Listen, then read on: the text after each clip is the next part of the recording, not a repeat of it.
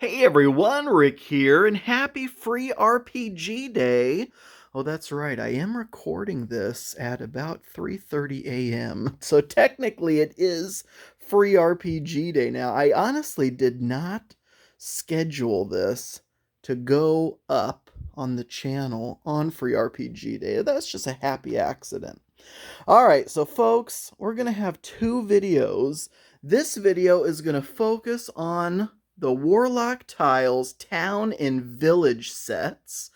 And going up around the same time is going to be the tour of the Warlock Dungeon tiles as well.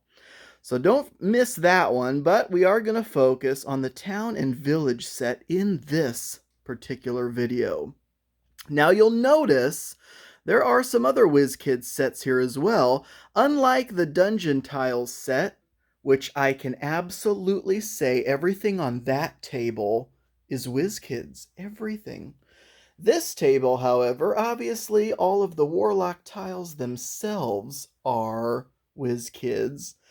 And many of the accessories, many of the figures are also WizKids. However, there are a lot of other figures and decor items that are not WizKids, including Miniature Building Authority and, oh my gosh, that's right, Dwarven Forge as well. I'm not sure how granular you all want me to go with this. If you also want to know a little bit about the scenario that's going to be ran in this town, but I definitely want to go over some fine details of how all of this came to be. So I should have said also at the very beginning, spoilers if anyone, is going to end up playing in this game with me. I've already kind of made people aware on social media that I'd be doing these tours, and to avoid them, not be spoiled, because this is how the table will look essentially for the game itself. And obviously, in this spoiler-filled video, every room is uncovered, every building is accessible. So where to even begin? Well, welcome to the town of Zephyr, the guardian of the west wind, long forgotten. Still, there are shrines, there are chapels from those lost ages, but folks, gosh, people hardly remember the name. The shrines and chapels have been repurposed. In fact, revelry and merriment are the order of the day now in the town. So what do we have here? Well, and before anyone asks, which I'm sure people will anyway, this is not based on Pathfinder, Dungeons and Dragons, anything like that. If you've seen my other videos on some of my other home-brewed systems, this is another one of those where it is something where I will purchase terrain, miniatures, that kind of thing, and then figure out what to do with them later. So, it started with a lot of Dwarven Forge, and then I just came up with rules and systems for that. And then here we are now with a ton of Warlock tiles doing something similar. All right, so before we get too, fluff driven, I know some people just kind of want the bare bones and then get out. So what we have here are 7 Warlock tiles, town and village 1 sets, with several additional walls that I had left over from the Dungeon Tiles 1 set. But every single floor that you can see here came from town and village. So you are looking at how much total table space. This is a 6 by 4 foot table. This is how much table space 7 Warlock Tiles Town and Village 1 sets will fill. I have a couple other floors over here. I didn't do a whole lot with elevation, but there are some homes that have a staircase to a second floor. I just use a trap door there to mimic that. and also trapdoors down into cellars. And then so I have a separate cellar here. And obviously you can pick this up just very carefully and move it around. Okay, now we're going down into the cellar. All right, here's what you find in that cellar. Now, same thing with the second floor as well. What else? Okay, so with this, you have several buildings, obviously. The town and village set was fantastic for having individual buildings. There are other sets in this scenario, such as that, God, I can't remember what it's called now, Tombs and Monuments or something like that, set from WizKids. Also the farm and homestead sets as well. But there's just a lot of buildings, a lot of shops. So you have just kind of various odds and ends shops, maybe a little apothecary shop over here. Um, Unlike the dungeon tiles build, I left the interior doors as interior doors. So, because for like a little spoiler over here, I took out all the interior doors and replaced them with actual functioning doors because I felt in the dungeon scenario it is more important to know which doors are open or closed. Still important here, but also what trumped that was the fact that interior space of where your figure is much more confined in some of these small buildings. So the interior doors still give you the full squares on either side of them to move about. And with some of these rooms, interior rooms being so small, I just felt that it was probably a better idea to keep the interior doors in line. So we have just a gorgeous inn, right? I mean, double doors flanked by windows. On the inside, you have the bartender, wait staff. You have a little check-in desk over here and also a little back room. And then three, which is so fantastic with those interior walls and doors, three individual rooms that someone can stay in, and then also a back kitchen as well. So just something like this. And this, I clipped all of this together. So again, a little spoiler, the dungeon set, none of it is clipped. I completely just put it out there because we're not going to be moving any of that. Probably not going to be moving any of this either, but I can say that every single one of these buildings is clipped together, and oh my gosh, do my arms and fingers feel it. Yeah, my arms. After you've clipped hundreds of clips together with the force necessary to get them clipped together, good God, do you feel it, especially if you're like me and clipping Warlock tiles is the most exercise you've gotten in years. Okay, so all right, and then we also have, if you go more toward the outskirts of town, more of a dedicated just tavern. So while the tavern in the inn is hyped, this dedicated tavern, maybe a few more restless souls meander about through here. And so again, you have like a little back area kitchen, you have the full bar, you have maybe actually the bartender lives there inside this fine establishment as well. You have wait staff and customers as well. And then of course, Zephyr is known for its agricultural scene as well, so they do have kind of a farm, kind of a community farm. A lot of people actually work there together. That's a big employer in this area, as well as just an absolutely bustling market scene. People come from all over to buy and sell their wares here. Probably one of the biggest draws to Zephyr is the Dwarven Forge. And not only is the forge dwarven, but the blacksmith himself is also a dwarf. People come from all corners of the land hoping to get their weapon enchanted, sharpened, or even just to purchase an entirely new weapon. There are just several private residences and also some fairly large residences with, back room, kitchen, storage areas, a couple bedrooms, and an upstairs. One thing we mentioned earlier was how we've kind of fallen from grace here in Zephyr. So, what once was a chapel to the Guardian now is kind of a more macabre aspect to it. And maybe if you go in that cellar, you'll find some things that are a little bizarre. Specifically, maybe some torture equipment in the basement of what was formerly the Guardian's Chapel. There are several of these pieces, and one thing I absolutely want to call out that I am such a fan of is so many pieces of WizKids terrain is functional, which means a lot of the treasure chests open, a lot of the barrels open, so you can actually hide little things in there.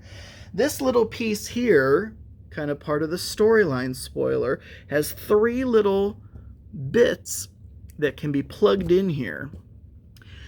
Maybe in order to get inside of this mausoleum, which, I mean, at first glance, people are going to look at that, oh, it's just a rusty old gate. That'll be no problem. There's something mysterious, mystical, arcane about that gate. You're actually not able to get that open so easily. Probably finding the different pieces to go into that fountain pool might help you out in getting access to there. Of course, there's one that we just saw right there in the cellar of the old chapel, but there are a couple others here and there as well. So overall, let's see, is there anything else that I want to go over? And if you folks watching have any questions at all, leave them in the comments and I'll either answer them there, or if I get enough of them, I can definitely probably do some more details while this, more like maybe another more detailed video while this is still up in the air. So how's this going to end up playing out? Well, the village portion of the scenario is definitely more puzzle-based, kind of like an escape room. You'll get clues that'll lead you to other clues. You may have to backtrack to find something you missed. There's a lot of mystery here. Not a whole lot of combat. This is definitely more puzzle-based, which is, in my opinion, really interesting. Whereas the dungeon has several puzzles, but this, and I don't have any miniatures out here right now, so you don't get a sense of how just overwhelmingly crawling with enemies this dungeon would be. This is definitely more combat based, whereas the first half of the scenario is definitely more puzzle based. So that's kind of fun, at least I think so. Folks, this was just an absolute blast to put together. It took us, okay, so I finished this just tonight. That's why it's almost 4 a.m. at this point, because I was just clipping relentlessly. I just had a live Twitch stream playing in the background, and I was clipping until I ran out of floors. That's something else I do want to call out. So this took up every single town and village floor again. This took up every single dungeon floor. Here are the leftover pieces. This may actually shock some people. Look at all those leftover pieces. So out of 14 total sets and 2 expansion pack ones, 7 town and village ones, 7 dungeon tiles ones, and 2 expansion pack ones. The 2 expansion pack ones have no extra floors. So once I ran out of dungeon floors, once I ran out of town and village floors, which of course can be swapped between the two, but I just ended up working it out so that all the town and village floors went to the town, etc. Here's all that was left over. You can see an absolute ton of doors. No, these aren't from the door pack. These are actual doors that were in the sets. A lot of double doors, a lot of the single doors, and an absolute ton of interior doors. And this was after leaving the interior doors as interior doors in the town and village. Of course, I didn't use any interior dungeon doors because I swapped them out for actual real working doors. Tons of interior walls. Even lots of exterior walls. What did I run out of? Well, I only have one exterior outer corner wall left for the dungeon. Still plenty of both in exterior, or these are both exterior walls, but inner corner and outer corner. Still have both of those. Ran completely out of the inner corner of the dungeon. So, can you imagine how many more buildings I could have built if I had more floors? If they have a floor pack on the way, that would be absolutely fantastic. So, look at all that's left over and look at what we were able to construct. So, I mean, that is just an absolute ton of space.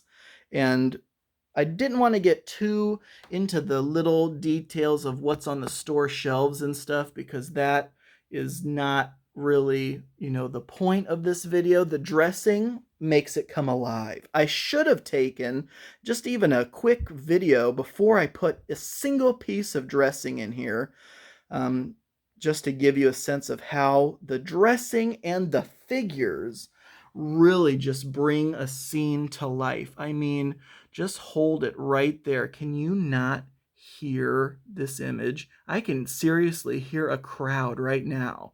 People shouting in the background. Yeah, it's absolutely fantastic. So what does this mean? How would I criticize this in any way, shape, or form? As far as the Warlock Tiles Town and Village set, as it stands now, you can't put a second floor directly on top of the first floor. You can't. The doors stick up above the half-height walls, and so do the windows. The windows are absolutely gorgeous, by the way. Love that feature. So you have to have second floors and cellars and things off to the side, which is fine, and then bring them in.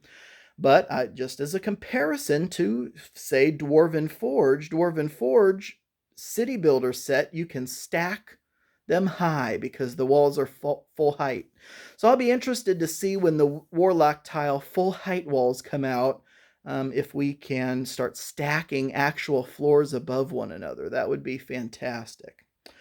That was the real main concern that I had. Otherwise, everything went well together. Like I said, I clipped every piece of this together, and I was able to drop this entire inn right down. Obviously, I don't want to pick this up because of all the accessory pieces.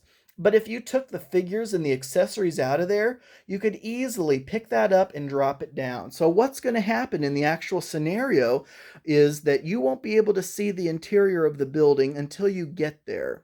That'll either be because the building is covered by something, typically poster board, or the building just isn't there. I'll bring the there will be a silhouette of where the building is, like just a cutout piece of poster board. And then if you want to enter the building, that's then where we put the building down. Or for if we do any of our sessions through Zoom, because I can't imagine actually doing the entire village scenario, for example, in one session. It might actually be multiple sessions. But if we do any of our sessions through Zoom, it's also really handy to just like zoom the camera in just to the front room of the apothecary shop.